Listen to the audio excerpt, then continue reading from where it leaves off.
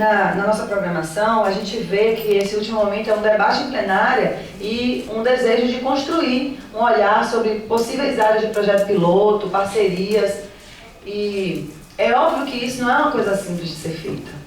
A gente percebe, pelo tempo de articulação que as coisas precisam ter para que elas se amadureçam e aconteçam, pelas questões financeiras que são envolvidas e até mesmo pelos desafios dos desdobramentos, que as intervenções, elas por si só não resolvem. A continuidade ao longo do tempo ela é fundamental, então a gente tem que lidar com todas essas questões.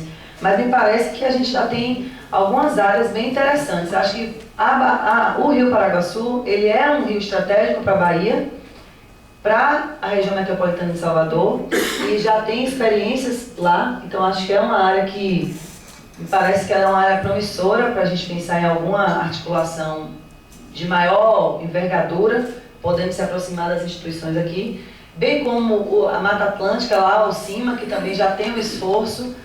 Então é sempre assim, né? Quando a gente está com um sonho, a fala de Ana foi muito forte nesse sentido, e até o próprio o mobilizador lá do Paraguaçu, acho que foi no seu vídeo, que ele falou assim que quando a gente sonha acontece, ele encostou a cabeça na árvore.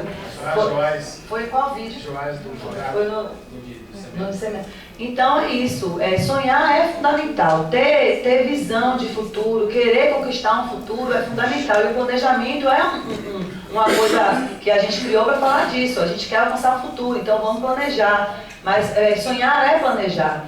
Então, e aí já tem alguns sonhos acontecendo, então eu tenho certeza que a gente pode se aproximar desses sonhos para começar a andar e aí criar sonhos em outros atores e esses sonhos irem acontecendo. A gente sabe que a gente teve aqui pessoas de prefeitura, tem gente lá do Cerrado, lá de Cocos, que estava aqui no seminário, tem gente de vários municípios, eu não vou conseguir citar os nomes porque eu não vou conseguir lembrar, mas deu para ver aqui hoje que tem muita gente preocupada e atenta com essa temática. E que bom que tem atores que estão apostando nisso, estão pesquisando isso, nos diferentes biomas, e como a gente pode fazer tanta coisa boa juntos, e como a gente vai ter que perseverar para isso acontecer. Não vai ser fácil, mas ninguém disse que seria, né? Bom, com isso eu acho que a gente já pode abrir para o debate. Antes de abrir para o debate, eu queria agradecer a todas as pessoas que colaboraram para esse seminário acontecer. O CREA, né, com toda a sua equipe lá do gabinete, que se esforçou e fez todos os processos para que a gente pudesse trazer os palestrantes, a Frente Parlamentar, que viabilizou o espaço da Assembleia e fez todo um processo de mobilização no interior, ao Sindicato dos Médicos, que mandou aqui seu funcionário para ajudar a gente a tentar viabilizar a transmissão online, mas que não foi possível, a todos os municípios que enviaram as pessoas e todos os técnicos, professores de universidades, pessoas comuns que foram tocadas e que vieram aqui e nos prestigiaram de sua presença, que a gente sonhou, um sonho dourado de, no mínimo, 240 pessoas aqui nesse espaço, porque a gente teve 240 inscrições na internet. A gente conseguiu ontem 150 pessoas, hoje acho que a gente atingiu umas 100 pessoas. Como a professora Lisa falou antes, infelizmente a gente não vem muito para esses encontros, né? Mas, por outro lado, 50 pessoas que se unem e formam uma força e ressoam e lutam são bem mais promissoras do que um monte de gente que está indo para lados opostos, né? Então, em nome do nosso esforço conjunto, eu agradeço a todos os parceiros e acho que quem quiser fazer a inscrição por as perguntas no papel, podem fazer e mandar aqui para a mesa. E acho que abrir a palavra para o público é interessante porque é gostoso ouvir a voz das pessoas, ouvir o nome, saber qual é a história de vida delas. Então, nesse momento, o debate está aberto. A gente já tem duas perguntas por escrito que foram direcionadas para Augusto, duas para ele. Acho que só foram essas duas que chegaram mesmo, né? Temos alguma pergunta em plenária para a gente começar? Eu gostaria que fossem, acho que fica interessante, blocos de 3. E aí as respostas, porque às vezes as perguntas elas têm convergência, a gente pode responder de uma maneira abrangente. Quem gostaria de se inscrever? Fabrina, Matheus, Aníbal, Johan, Rodrigo. Bom, vamos começar. Del. Bom, vamos começar? Vamos começar com Fabrina? E aí eu intercalo a fala com a pergunta escrita.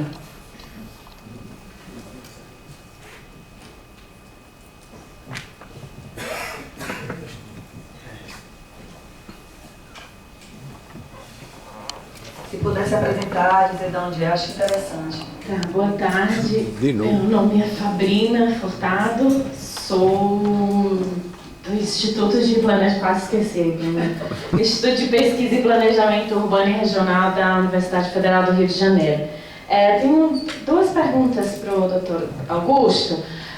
Primeiro, em relação ao TAC, né, que você mencionou bastante.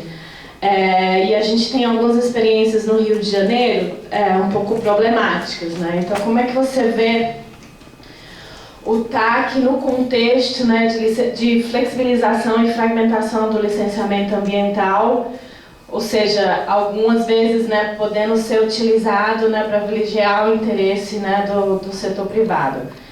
A gente pesquisou, né, eu pessoalmente não, mas um grupo de pesquisadores do nosso laboratório pesquisou o uso do TAC em relação a conflitos ambientais no Rio de Janeiro e percebeu, né, inclusive no caso da ThyssenKrupp CSA, que é uma siderúrgica, que estava operando durante anos sem licença de operação através do TAC, né? E como que às vezes, inclusive sem a participação do Ministério Público no processo, nesse caso. E como que às vezes assim, é possível, considerando os processos de negociação e as desigualdades em termos de poder, né, garantir através de TAC, desses processos de negociação, os interesses, as demandas e os direitos das populações afetadas, né? Como que isso é um desafio. E a segunda pergunta, né, como é que você avalia a pressão que vem ocorrendo em relação ao Ministério Público durante alguns anos, acho que agora é muito mais, né, como o Ministério Público percebido como um obstáculo, né, nos processos de licenciamento, né, de garantia, enfim, obstáculo, né, ao avanço dos grandes projetos de infraestrutura, né, num processo de desregulamentação, flexibilização, retrocessos de toda a legislação ambiental, né, inclusive pressão por parte do Banco Mundial, né, de retirar, né, esse papel importante que o Ministério Público tem. Então, como é que vocês avaliam isso, né, o trabalho, essa questão internamente, né, e externamente em relação à questão ambiental e todos esses retrocessos? Obrigada. Obrigada, Fabrina. Deixa eu fazer mais duas aí, até você vai pensando. Matheus. Alguém ajuda Matheus? Matheus hoje está de videomaker também. Boa tarde, meu nome é Matheus. Eu sou estagiário do CREA e sou estudante de Engenharia Sanitária e Ambiental da Universidade Federal da Bahia, terminando agora.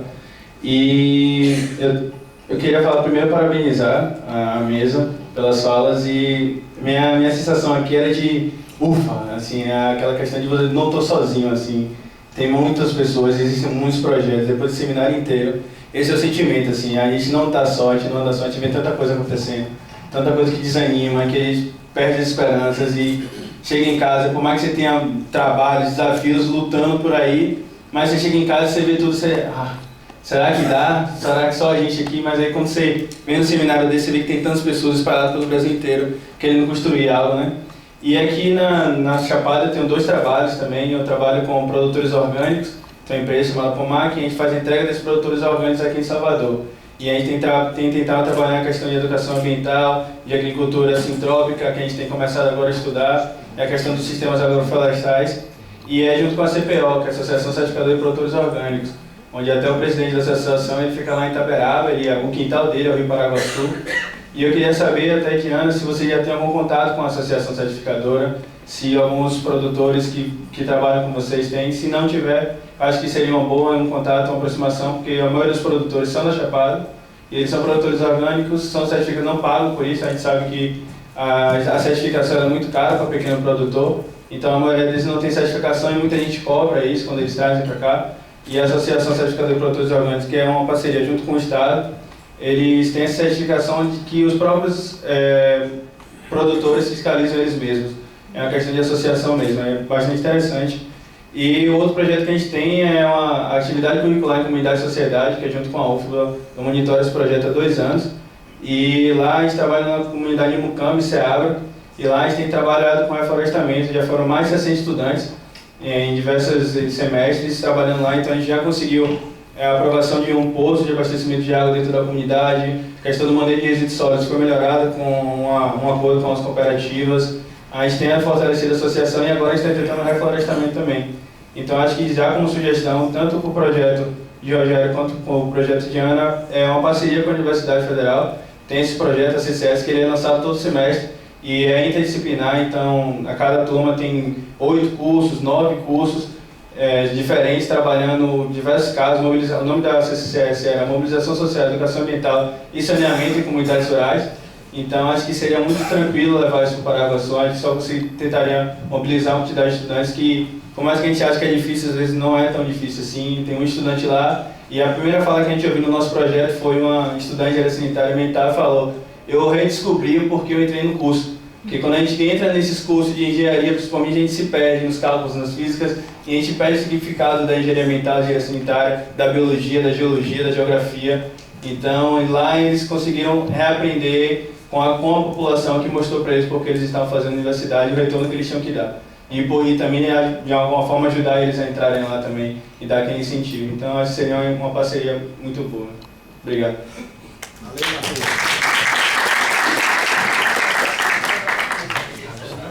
Vou falar, Matheus. Estou falando, Gabriel, aqui, deixa esse rapaz filmando, era para estar na mesa aqui. É que nós dois somos operários. Aí a gente tem que dar conta das demandas que surgem, né, Matheus? Tem que ser, né? Bom, obrigada, Matheus, pela sua fala. Já viu que todo mundo gostou, né? Vamos passar para a terceira contribuição, a Aníbal. Aqui. Bom, eu sei que a neurolinguística diz que todas as pessoas sempre tomam a melhor decisão dentro do universo de possibilidades que conhecem. Certamente não entrou a questão da chuva porque não é do conhecimento da maioria. Mas eu me proponho, aqueles que quiserem ver o equipamento de fazer chover, depois do seminário, né, tá, alguns quilômetros daqui, eu me disponho a mostrar. Tá? E em momento algum estou propondo substituir toda essa maravilha de trabalho. Mas o companheiro ali acabou de mencionar 9 hectares que foram, né, queimados por uma tecnologia que alguém pode ser retardado mental, analfabeto, com uma caixinha de fósforo, um palito de fósforo, para destruir 9 hectares de um planta. Não sei quanto tempo levou para construir esses 9 hectares, mas para destruir foi rápido, né? Onde uma chuva poderia apagar esse incêndio. Tá? Então estou propondo somar forças. No próximo passo eu quero encher a barragem de Pedra do Cavalo. Em um mês dá para fazer isso, fazendo chover lá. Tá? Se alguém de vocês tiver contato, né, com o Votorantim, sei lá quem possa, ou indicação de qual é o ponto da bacia do Paraguaçu melhor para fazer chover, para poder, né, alimentar os rios. E o equipamento tem 100 km de raio de ação. Tá? Então, se puder indicar onde já fez o levantamento, eu agradeço e me coloco à disposição para contribuir com toda essa maravilha que vocês estão realizando. E quero lembrar que quando alguém está se afogando, não adianta propor curso de natação, sabe? A gente tem que tirar o cara da água. No momento que está tudo secando, pegando fogo e falando em racionamento, tem que fazer chover. Com o tempo, né? Como ele disse, disseram, é plano de vida restaurar um sistema desses. Não é do dia para a noite, né, que esse sistema todo vai recuperar a homeostase do ecossistema. O equipamento eu chamo de TCE, Tecnocupido da Homeostase Ecossistêmica. Tá? Cupido? Tecnocupido da Homeostase Ecossistêmica. Porque Reich, por exemplo, chamava de Cloudbuster, caçador, né, de nuvens. Tem Storm Chaser, caçador de tempestade. Como eu prefiro o Cupido, né, que faz a união entre hidrogênio e oxigênio, entre a água que sobe e as nuvens que são atraídas. Né? É algo baseado no amor, que junta tanto, que une tecnologias sabedoria milenar com tecnologia de ponta em estado da arte. É física pós-quântica, tá? Eletromagnetismo escalar. Obrigado pela atenção. Obrigada, Aníbal. Aníbal tem contribuído aqui, assistido, mas ele sempre alerta a gente que em alguns momentos críticos existem soluções que são emergenciais e a tecnologia e a técnica que ele estuda e que desenvolve vem atender nessa direção, né, Aníbal? Obrigada, Aníbal, pela sua contribuição.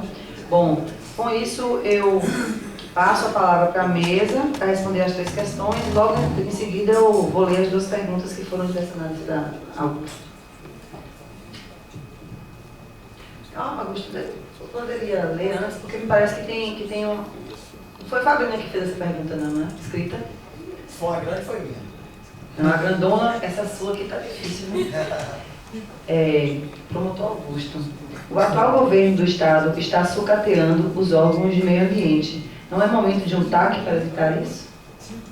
Não podemos semear a água sem fiscalização ou morosidade ou falta de apoio para inibir degradadores ambientais. Então ele está, né, afirmando e perguntando do TAC.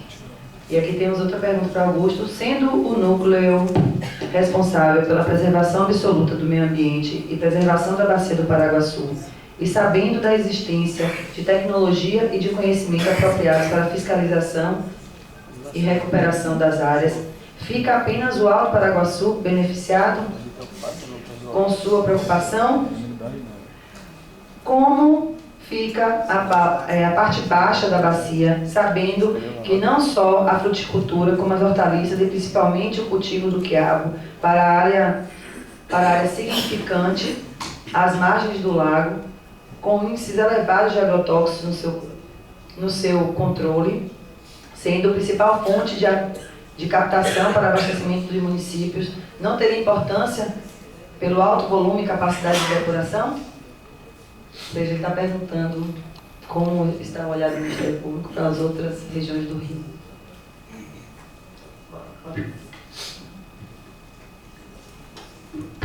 Bom, vou tentar responder esses inúmeros questionamentos de forma mais sucinta, né? Tem respeito à plateia. Bom, vamos lá. Começar por Fabrina. Mas antes, eu só vou fazer uma observação aqui, né? Não é o Ministério Público, nem Augusto aqui funcionando como advogado do diabo. A proposta hoje é falar sobre perspectivas positivas de restauração, de recuperação. Mas eu não me canso de repetir que, na verdade, isso é um pequeno paliativo. O grande objetivo é que não haja a degradação. A primeira fala foi apontando o seguinte sentido.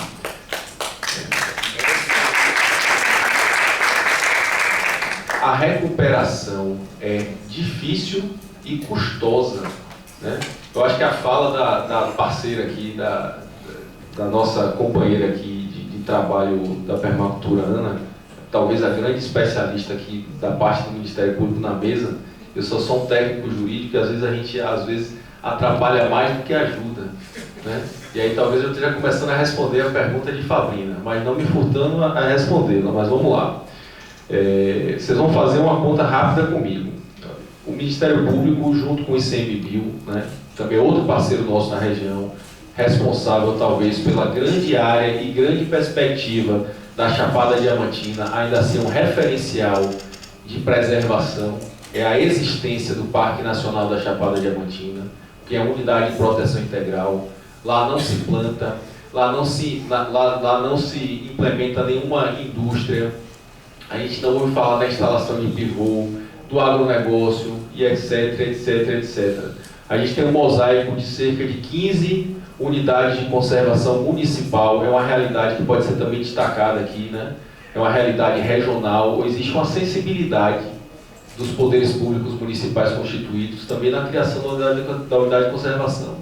A gente tem mais recentemente mais 9.000 hectares, falas aqui de nosso amigo aqui de Rogério, na região de Mucugê, que também vem se somando a essa iniciativa da preservação. Vejam bem, por que o Ministério Público entendeu por restaurar Mata Atlântica? Porque mais uma vez reitero a nossa fala, não há uma taxa de sucesso, não há casos de sucesso em restauração na Chapada Diamantina. E a grande produção de conhecimento hoje, técnica, é no sentido de restaurar-se Mata Atlântica. Certo? E aí a grande preocupação do Ministério Público é, temos 6 mil hectares de Mata Atlântica, isso mapeados há 5 anos. Só que no universo escolhido para se trabalhar, que é a Fazenda Ibicoara, desses 6 mil, estou falando de 700 hectares. Estou falando de cerca de 10% de área de Mata Atlântica na Chapada. Nos últimos 4 anos, esses 10% do remanescente, que são 700 hectares, foi perdido num percentual de 50%. E o projeto do Ministério Público se propõe a restaurar 10%. Então, minha gente, essa conta não fecha. Então, assim, eu sempre sou favorável e faço apologia da restauração. E esse é o meu negócio, e é o meu negócio de vida. Né? Eu moro na Chapada Diamantina, eu me propus a fazer, inclusive, caminhos inversos da carreira do Ministério Público, que é me voltar para o interior. Então eu acredito na restauração, e aqui é só para não parecer contraditório. Mas pensei, o Ministério Público gastará, na perspectiva de ser bem sucedido, durante 6 anos e meio, valores destinados à compensação ambiental para recuperar 30 hectares. Desses 30 hectares, só num período de 4 anos, perdemos 380. Então, o caminho a ser percorrido não é somente e única e exclusivamente o da restauração, mas o da manutenção da cobertura vegetal. E aqui eu fiz, inclusive, uma provocação, que sempre faço nas minhas falas aqui, não por amor ao debate, mas por amor à causa, é que a certeza da preservação passa necessariamente pela implementação das políticas públicas. E aqui eu faço referência até à atual presença do deputado Marcelino Galo, que sempre nos franqueou a palavra ao Ministério Público, e a participação sempre efetiva nessa casa aqui, através da Frente Ambientalista, nas grandes discussões de Estado no que diz respeito à preservação. E aqui a gente sempre repete, se não houver um investimento do poder público, do Estado, na fiscalização, no aperfeiçoamento dos instrumentos de gestão, que é o licenciamento, a outorga, nós estaremos enxugando o gelo. Na verdade, o processo de restauração é um processo que deve se manter de forma auxiliar ao grande trabalho do governo do Estado, o Estado, o ente estatal, o Estado ou o município, no sentido do aperfeiçoamento da sua política pública de manutenção dos recursos naturais. E aí a gente se depara ao longo dos últimos 10 anos aí, com o sucateamento dessa política, né? A gente perde o Instituto de Águas, a gente perde inclusive toda essa dinâmica do aperfeiçoamento dos institutos. A gente tem uma bacia que economicamente é vital, não só para o abastecimento, mas para a produção de riqueza para o estado da Bahia, que é a bacia do Paraguaçu. E a gente tem um comitê de bacia, tem uma bacia do Paraguaçu que não possui um plano de bacia. Então, para começar uma casa, a gente tem que ter alicerce. Então, não posso sequer falar em política pública se eu não tenho, no ano de 2017, um plano de bacia do Paraguaçu. Eu não posso cobrar água, eu não posso, inclusive, robustecer e ampliar os processos de restauração, porque, mais uma vez eu repito, para restaurar, além de ser difícil, ele é custoso, não é custoso somente o suor e o emprego da mão de obra, não, mas financeiramente a restauração é custosa. E a gente tem, inclusive, casos bem-sucedidos de restauração, financiados pelo pagamento do uso de água e pelo aperfeiçoamento do Comitê de Bacia através do plano da institucionalização dos seus instrumentos no São Francisco. Inclusive a FPI do Paraguaçu, que é quem fiscaliza os outros municípios do estado da Bahia, nessa parceria conjunta, também é financiada pelo plano de bacia e pelos recursos arrecadados pela bacia do São Francisco. Então perceba-se que o caminho é muito longo, né? Falar de restauração é falar apenas da ponta do iceberg, é manter as pontes viáveis, é manter a chama acesa da necessidade da restauração ambiental. Então vamos lá. Caminhando para a finalização aqui. Pegando rapidamente aqui a resposta de Fabrina. Olha, é difícil falar em tese sobre um caso que eu não conheço na prática. mas um TAC jamais se prestará à flexibilização do licenciamento. O TAC não pode suprir a necessidade do licenciamento. O TAC, na verdade, é um instrumental posto à disposição do Ministério Público pela Constituição para que esse direito disponível ele possa ser consensuado e não imposto. Porque a vantagem disso, primeiro, é a celeridade. Com todos aqueles, a gente não conseguiu discorrer, até porque a palestra não se propôs a isso. Mas a necessidade e a realização do TAC, ele inclusive viabiliza todo o interesse econômico, traz segurança jurídica para o empreendedor, garante emprego, volume de investimento e, acima de tudo, se propõe a assegurar a preservação dos recursos naturais. Então, o TAC não se propõe a substituir ou a flexibilizar um licenciamento. Se caso isso ocorra, realmente é uma distorção do sistema e deve ser apurado de forma rigorosa pela Corregedoria do Ministério Público, pelo Conselho Nacional do Ministério Público, mas não conheço o caso em tese, né? Falo em tese aqui. Possivelmente pode ter havido um acordo, um termo de compromisso entre o empreendedor e o órgão licenciador. Eu acho que é nesse sentido que você falou. Bom, na prática, eu falei aqui de 15 anos de Ministério Público, eu trabalho com meio ambiente há cerca de 10 anos. E a gente percebe nitidamente que nos próprios licenciamentos dos grandes empreendimentos existe muito pouco interesse ou apreço na oitiva das populações tradicionais.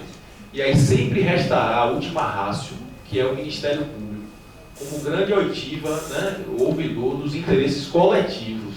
Então, assim, nossas grandes intervenções nos grandes licenciamentos, basicamente se dão pela falta da oitiva das comunidades tradicionais.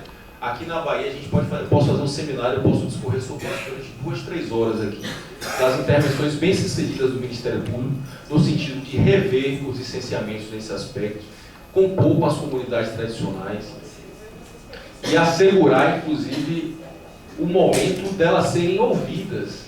Né? A gente teve um grande momento de discussão nessa casa aqui, que é o projeto de lei que não chegou a ser discutido, que foi o zoneamento econômico ecológico no estado da Bahia, que é a grande bandeira do Ministério Público, bem sucedida, porque a gente conseguiu chamar a ordem no processo, é que as populações, as comunidades interessadas não estavam sendo ouvidas nesse processo. O que é o zoneamento? É a divisão do estado em áreas de interesse para a exploração econômica, para a preservação, e é lógico que a comunidade tem que ser ouvida, é lógico que esse debate tem que ser interiorizado, tem que ser capilarizado, senão não é legítimo. O trabalho de preservação não é um trabalho de gabinete, né? Como a gente ouve no interior aqui, não é um trabalho de canela seca. Olha, doutor, o senhor tem que tirar o terno e tem que ir lá ver comigo. Né? Inclusive, esse não é meu perfil, não é meu ambiente de trabalho, não. Realmente, eu estou aqui cumprindo um papel ministerial nessa indumentária aqui. Mas o papel é realmente esse, é buscar a capilaridade, é buscar ouvir os interesses, inclusive, das comunidades tradicionais afetadas. No São Francisco de Fundo de Pasto, os ribeirinhos, os quilombolas, e por aí vai. Então esse é o grande papel, inclusive, é a grande bandeira do Ministério Público nos licenciamentos, e um dos grandes itens a serem buscados na realização dos TACs. Eu acho que a fala da permacultura de Ana aqui deixou bem claro que na realização do TAC, inclusive, foi pedagógico para mim em especial e para o Ministério Público, essa visão da permacultura. Eu tipo, olha, Augusto, o que você está dizendo aqui, tudo bem, é acadêmico, é certo, está na lei, mas se a comunidade não for ouvida no melhor sentido aqui, isso não dá certo. Então, assim, isso está no âmago, na essência, na gênese da atuação do Ministério Público. E eu acho que isso aqui é um exemplo claro desse trabalho, da necessidade auditiva da comunidade. Bom, sobre a inconstância e os ataques sofridos pelo Ministério Público, eu acho que todo esse processo faz parte da dinâmica democrática. E é importante que nesse momento nós tenhamos sempre a serenidade, né, e a certeza de que as instituições são mais sólidas do que qualquer interesse. E cabe a nós, de uma maneira geral, a sociedade, a busca pela sua preservação, porque esse é um interesse, não é um interesse corporativo, é um interesse de todos. Eu acho que a manutenção de um Ministério Público forte, de um Judiciário forte e independente, de um Legislativo com orçamento adequado, de um Executivo também forte, independente. Eu acho que, na verdade, deve ser o objetivo maior das discussões que dominam o nosso cenário aqui. É lógico que o Ministério Público não exerce uma função agradável, né? Nesses 15 anos eu sempre ouvi duas falas, né? Cadê o Ministério Público? Aí quando a gente aparece, lá vem o Ministério Público. Então assim, até parafraseio um parceiro nosso de trabalho aqui do IBAMA que sempre repete também essa frase. Mas é a grande verdade. Então assim, às vezes apontar o dedo na ferida, às vezes falar o que é necessário, mas temporariamente não é conveniente, não é fácil. Mas eu acho que o Ministério Público, até pelo perfil mais jovem de sua formação e pelo amadurecimento da sua instituição e pelo apreço ao diálogo, vem entendendo isso de uma maneira cada vez mais consistente e vem tentando exercer isso de uma maneira mais legítima, junto à comunidade, ocupando esses espaços públicos, sempre de maneira muito aberta, sem agendas ocultas, buscando e pautando a sua condução sempre na legalidade, né? Sempre no arcabouço legal que lhe confere a sua legitimidade junto à população. Bom, ok, então aqui eu agradeço, espero ter de alguma maneira, se não atendido os anseios dos questionamentos, mas ao menos deixado claro aqui o papel do Ministério Público, o empenho na solução do conflito e a disposição realmente na resolutividade, né? O que a gente espera também aqui, só terminando, complementando o papel do MP. Eu sou bem panfletário, também já fui secretário-geral da Associação do Ministério Público, eu tenho o Ministério Público ali da natureza nas veias. Então, se me deixar falar aqui, eu entro à noite. Então, fui promotor de júri durante 3 anos, então assim, tem um DNA aqui gritante. Mas Ana já não me aguenta mais aqui pelos dias de trabalho. Mas é isso, é a busca de um papel resolutivo. Esse talvez seja a grande marca que a gente quer deixar aqui hoje. Obrigado.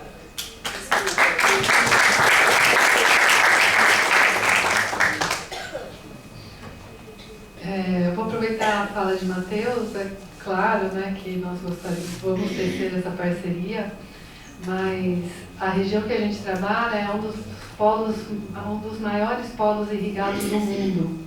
Se eu não me engano, é o 3º ou 4º de irrigação contínua. Então eu fico pensando, e a irrigação de agronegócio, com grande aporte de insumos químicos, agrotóxicos, eu fico pensando se vai ser viável, né? Mas a gente vai tecer essa parceria com certeza. Tem muitos produtores orgânicos que já trabalham com a gente sem certificação. E só para puxar um pouco a fala do Dr. Augusto, para vocês terem ideia, 1 hectare para ser recuperado são $15 mil a média de custo. Os estudos do Pacto da Mata Atlântica estipularam essa média, $15 mil por hectare. Nós, numa microbacia que não é muito comum aqui para o Nordeste, Sul, Sudeste, ter 400 hectares de Mata Atlântica, nós conseguimos, dentro do nosso escopo, propriedades, desses 30 hectares de restauração, 4 de fragmento florestal. E, como eu sou coordenadora técnica, uma grande visibilidade que eu tenho são os fragmentos florestais, porque restaurar fragmento florestal é manter aquela biodiversidade ali. Eu prefiro restaurar um fragmento, ajudar ele a se manter vivo, do que uma área degradada, porque ali eu tenho maior riqueza. Aquele ali é uma fonte de propago para a minha microbacia, e a gente só conseguiu 8 hectares. Então, a complexidade de restaurar é tamanho e cara.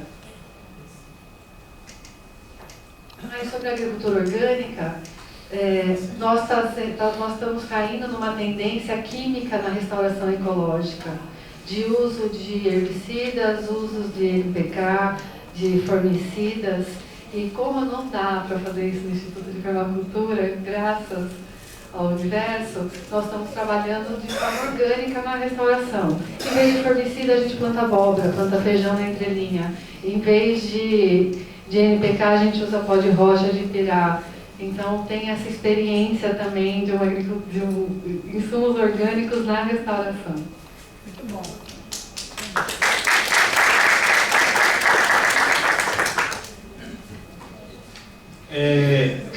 Realmente, falar em restauração na Chapada Diamantina, a gente está aprendendo ainda, né? Tanta questão de mobilização.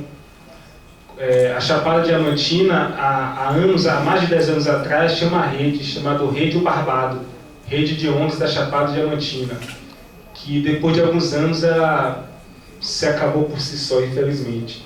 Então, da mesma forma que, Matheus, que a gente fala de reunir os produtores orgânicos, a gente precisa reunir de tudo que existe de bom na Chapada Diamantina. Está todo mundo pulverizado, está todo mundo, cada um no seu canto, fazendo uma coisa diferente. Cada um no seu cantinho fazendo uma coisa, e a gente acaba sendo engolido pela grande coisa, que a gente fica imaginando o que seja, como é que está vindo, né? Então, até as brigadas voluntárias, antigamente tinham 6 brigadas voluntárias. A gente tinha mais sucesso nos combates do que hoje, com 20 brigadas. E elas estão pulverizadas, antes elas existiam em forma de rede. Né? Então, assim, por que não a gente pode construir essa teia de forma positiva? E essas redes se conectarem no grande teia na Chapada Diamantina. Né? E essa rede teia também se unir com quem consome água aqui em Salvador. É uma bacia. Né? E Salvador pega água, e Salvador não faz parte da bacia, mas usa a água da bacia. Então acho que é uma grande teia que a gente tem que construir. E eu acho que esse seminário é uma oportunidade da gente fortalecer essa teia. E depois pegar contato com você na última. Tá? Aníbal, é a segunda vez, com muita satisfação, que eu escuto você falar de produzir a chuva. Né? Lá na Chapada eu sei da experiência do CMBio, que teve a experiência de produzir chuva para o incêndio florestal. Mas depois isso parou, não sei qual foi o motivo que parou, mas eu vou levar essa sua proposta, que a gente está construindo dentro do Colegiado Territorial da Chapada Diamantina. A gente está construindo um plano de prevenção e combate a incêndios florestais para a Chapada Diamantina. E a gente vou levar essa ideia e pegar seu contato depois. Tá ok? Vou pegar aqui, alguém falou sobre por que o alto e não médio ou baixo. A bacia, gente, é muito grande. A gente tem pouco recurso para... Às vezes consegue pouco recurso para fazer tudo. Até no Alto Paraguaçu já é gigante, 16 municípios. E a gente consegue pouco recurso. Quando a gente começou a semear águas do Paraguaçu, a gente falou, vamos recuperar 70 hectares. Tá. E por que não no médio e no baixo? Se eu for plantar uma árvore em cada município, eu vou conseguir o quê? Não é difícil, a gente tem que ser estratégico. Inclusive, dentro dessas estratégias, que a gente está construindo um plano estratégico de recuperação hídrica da bacia. Para a gente pegar todos os estudos e ver como realmente é estratégico a gente atuar. Inclusive o plano de prevenção e combate está citado no plano estratégico. Como que a gente pode fazer uma coisa de forma estratégica, de uma forma que a gente tem um alicerce sobre isso. Né? Como que a gente pode vencer essa coisa da gente estar recuperando 30 e estar perdendo 3 mil? Como que a gente pode vencer isso? E não é só com o plano estratégico que a gente vai conseguir. Isso é muito mais da mobilização social. Eu já fui conselheiro estadual do CEPRAM, quando eu pelo Gambá, representando a sociedade civil. E as maiores conquistas que a gente teve, ou foi pelo Ministério Público, ou foi quando a gente conseguia mobilizar os movimentos sociais para fazer parte da reunião do CEPRAM, no dia da votação, que tinha alguma coisa com relação a ela. É mobilização social. A base é mobilização social. Esse que é o processo que fortalece a governança, de qualquer aspecto. Obrigada, Rogério. Todas as falas muito boas. Eu não vou nem ficar falando muito, eu tenho que falar umas coisas depois. E já vou convocar logo as próximas perguntas. Aí eu vou sugerir, como a gente já está com um horário bem avançado, que na fala de Johan, quem quiser se inscrever, se inscreva, e na fala de Johan a gente encerra as inscrições, tá? E aí a gente passa para Rodrigo, os próximos inscritos. Johan.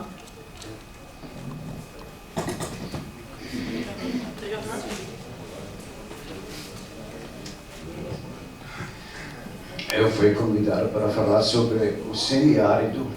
Eu venho de Juazeiro do Norte da Bahia, que choveu 121 milímetros esse ano, o 6º ano de seca, 6º, 7º, e lá não tem deserto, nós não temos chuva, nós não temos os subsolo que tem água, é de granito. Nós temos pouco solo e não é deserto. Teoricamente devia ser. Não é? Então, porque a natureza se adaptou. E a Caatinga é bem diferente da Mata Atlântica, também do Cerrado. Muito diferente, porque se nós fizéssemos esse evento em Juazeiro, na Caatinga, não ia se chamar guardar a água. Guardar a água. Porque como é que a Caatinga vive? Então todas as plantas guardam água, evita a evaporação. Na Mata Atlântica nós ontem vivemos que a importância da evaporação, da transpiração para as plantas crescerem. Então a Caatinga evita, eles têm que segurar a água, então os cactos, o buzeiro, na batata, né? Então assim vivem e a planta até a palma morreu, que foi plantada, que foi trazido do México. Agora a Embrapa faz o projeto de irrigar a palma com água salobra, né? Mas o mandacaru, o buzeiro, a catingueira não morreu, tudo está verde, tudo é verde, né? Então, e nós dizemos, porque muitas vezes, se o nosso povo vê a experiência de outro lugar, então diz, para nós não dá certo, fica decepcionado, e fica nessa coisa do polígono da seca, essa coisa. E nós criamos o semiárido. Quando o IEPA começou, ninguém falava do semiárido. E o semiárido tem que nascer por dentro. O Sérgio Furtado disse na desse tem que nascer por dentro. O semiárido nasce por dentro, né? Porque já tem as respostas. O semiárido já era deserto. Casa Nova, Vila Mercado, Barra, tudo já era deserto. A natureza reconquistou e ensina como nós podemos enfrentar a mudança climática que vem, né? Que precisa de mais chuva e tudo. Então, essa coisa que a gente fala é importante aí nesse clima, guardar a água. Tanto por isso tem as barragens trincheiras, barragens subterrâneas e assim adiante, né? Então isso é uma diferença. E a outra coisa é realmente guardar, deixar a Caatinga em pé. Porque na Caatinga as plantas anuais não têm vez. A Caatinga espera a chuva e aí reage. A Caatinga é hibernada, está dormindo. Um buzeiro, se tem ano que chove, você já em novembro tem umbu. Esse ano temos em maio, em abril, maio. Ele se adapta. Então a natureza é isso. Então se nós queremos fazer recaatingamento, nós não falamos em reflorestamento, recaatingamento, estamos imitando isso. E nós temos, por exemplo, a plurianualidade. Os projetos só de um ano não prestam porque pode ser que dá certo, que não dá certo. Se faz reflorestamento e não chove, não adianta. A Caatinga se recupera nos anos que chove. Então, 6, 7 anos não choveu, então não cresceu. Mas quando chove, então as sementes brotam. Então esse é o ciclo de vida da Caatinga e nós devemos nos adaptar. E por isso nós, como Augusto falou, essa preservação é tão importante. O Código Florestal, ele admite derrubar até 80% da Caatinga. É um crime esse código, um crime, porque isso é o caminho da desertificação do semiárido da Caatinga. Então, nós temos que denunciar isso, né? Nós também trabalhamos muito com o Ministério Público, o comitê também, então tem uma tarefa importante, né? Agora também estou fazendo esse aviso, o pedido, não de esquecer a Caatinga, né? Porque foi falado hoje não esquecer a Mata Atlântica, a Caatinga também, porque se não cuidarmos de Caatinga, então primeiro o Rio São Francisco vai ser sem água e o ambiente também vai ser um deserto. Então a preservação nesse sentido é importante. Por que não quer se preservar a Caatinga? No município de Curaçá tem mais de 20, temos que falar até de 100 mineradoras que querem entrar. Acharam minérios, né? Então, e tudo que querem entrar. Então, se pode derrubar a Caatinga, se não houve nada, então é caminho fácil. Então, tem essas coisas. Então, só para fazer uma complementação da minha fala de ontem e também aqui, desculpe que não fiz uma pergunta, mas achei importante.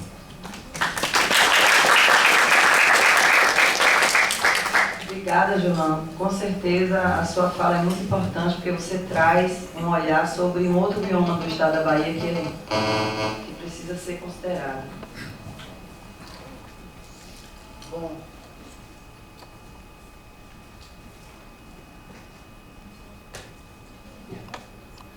Mas é porque aqui eu esqueci que minha mãe falou que ia buscar minhas crianças e eu falei para meu marido que ela iria buscar, só que ela está aqui e ele acabou de me ligar. Não, não dá mais tempo. Gente, desculpa. Realmente, porque assim é uma coisa... Tem que ligar para o marido para dizer que a mãe não vai buscar. Acho que ele me ligou para isso, eu não quis atender, mas se ele me ligar, eu atendo. Vamos fazer assim, a gente vai... deixa eu pensar primeiro. Bom, não precisa, não dá tempo. Sim, eu pego agora.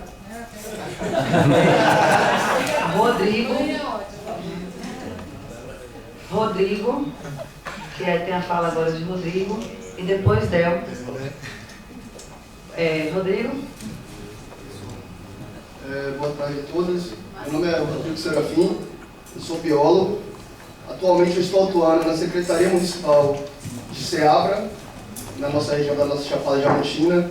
E eu tenho uns questionamentos para falar acerca da nossa atual legislação que não favorece essas questões que a gente está buscando a preservação. Por exemplo, a nossa lei, a 12.651, que é o nosso Código Florestal, com esse novo Código Florestal, ele excluiu os rios efêmeros, que são canais que servem para abastecer os nossos lençóis freáticos. E hoje em dia, com essa lei, essa área não é mais passível de ter APP. Então isso eu acho que é um retrocesso. E como a gente está vendo, algumas questões que nesse seminário foi demonstrada, como a questão de criar alguns açudes, algumas regiões para ter a facilitação desse abastecimento do lençol freático. Outra questão que envolve muito essa temática toda do curso é sobre a questão do desmatamento. Eu acho que foi um erro do Estado passar essa situação para os municípios. Hoje, se vocês olharem a legislação que define os impactos locais, que é a CEPRAM 4420, de 2015, ela fala que o município ele pode liberar, que é a ASV, que é a Autorização de Suspensão de Vegetação, de 3.000 hectares de caatinga, e isso é considerado pequeno, tá? Então isso é extremamente falho, é um processo que assim, isso me angustia. Antes de estar na Secretaria Municipal de Meio Ambiente de Ceabra, eu atuava no GAC, no consórcio de IRC, no consórcio do Distrital Território de IRC. E lá a gente via como era que os municípios liberavam essa questão da ASV. Então assim, não tinha critério nenhum, não tinha nenhum tipo de estudos para mitigar. Então chegava, toma que ASV e desmatava tudo. E outro erro que sempre me angustia, que é a questão da gestão da fauna. A gestão da fauna atualmente está com o Estado.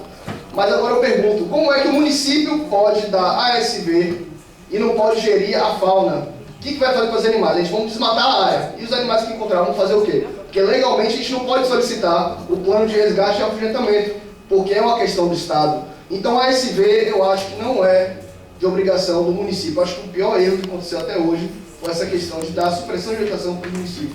Isso é uma coisa que me angustia muito. Na nossa região, em Ceabra, a gente sofre muito com a falta de água. E aí eu fico até dando risada assim às vezes, porque meu pai aqui em Salvador falou: tem 2 dias que não cai água aqui. Lá em Ceabra, onde eu vivo, cai água a cada 15 dias. Então assim, a gente tem uma intermitência muito grande pela Embasa em fornecer água. Cai água a cada 15 dias. Se você não tiver um reservatório de 3.000 litros de água, você vai ficar sem tomar banho. Lá em minha residência, eu tomo banho com a bacia embaixo, para aproveitar a água para jogar no vaso. E assim, aqui em casa, eu também faço da mesma forma, pela questão da água, e não só pela questão porque é muito fácil abrir a torneira e ver a água caindo. Mas a gente que mora nessa situação de crise, de crise hídrica, que é constante, a gente vive na pele. E é muito assim, é muito comum a gente ver aqui em Salvador o pessoal lavando o carro, jogando essa água que vem de lá, da nossa chapada, jogando fora, assim, desordenadamente. Sendo que lá a gente sofre tanto, e lá é que fornece a água toda para Salvador beber e usar. Então é muito complexa a situação.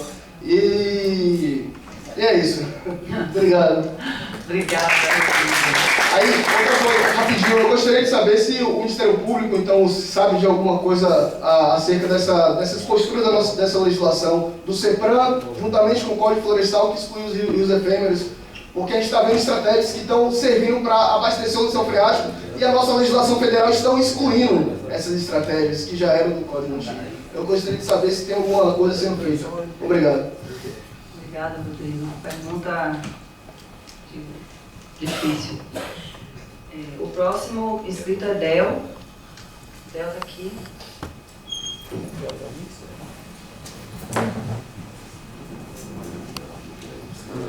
Boa tarde a todas e a todos. Meu nome é Del Irerê. Eu sou músico, militei no movimento cultural 20 anos e nasci no semiárido, ali em Gavião, próximo de Valente, Santa Luz. Inclusive teve uma pessoa de lá falando sobre a dificuldade, né, da monocultura do sisal, que era a monocultura do sisal, hoje já não existe mais.